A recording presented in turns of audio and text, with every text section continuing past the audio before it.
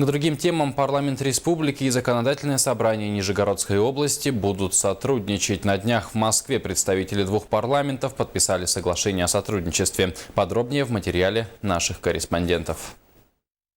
Церемония подписания проходила в Гербовом зале Государственной Думы при участии депутатов и членов Совета Федерации Северных регионов.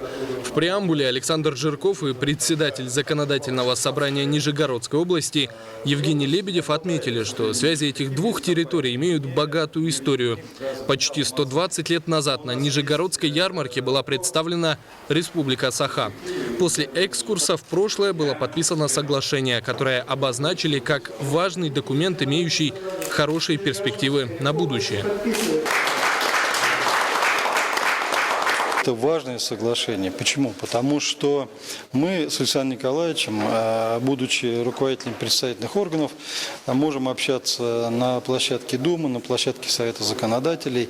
Но у нас есть еще за нами целая армия депутатов, аппарата и огромный опыт, накопленный несколькими поколениями разных созывов. И первое, что мы должны сделать, это обеспечить их эффективную работу. Мы сумели создать условия для того, чтобы к нам пришли инвесторы. Я думаю, что Республика Якутия – это тоже одна из главных задач, потому что пришедший инвестор, он дает рабочие места, он дает пополнение бюджета. Ну и нас связывает очень много в культурном плане. В последние годы достаточно продуктивно работает Совет законодателей Российской Федерации. И в этом совете каждый субъект имеет свое определенное ему место и свой голос. Мы сейчас имеем соглашение с достаточно значительным количеством субъектов Российской Федерации.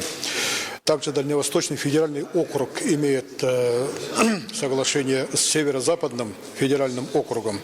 И все это, в общем-то, нам прежде всего помогает в нашей законодательной работе и продвижению наших законодательных инициатив в Государственной Думе, в Федеральном собрании в целом. Нижний Новгород – это твердь земли российской, это практически вся древняя история средневековой России.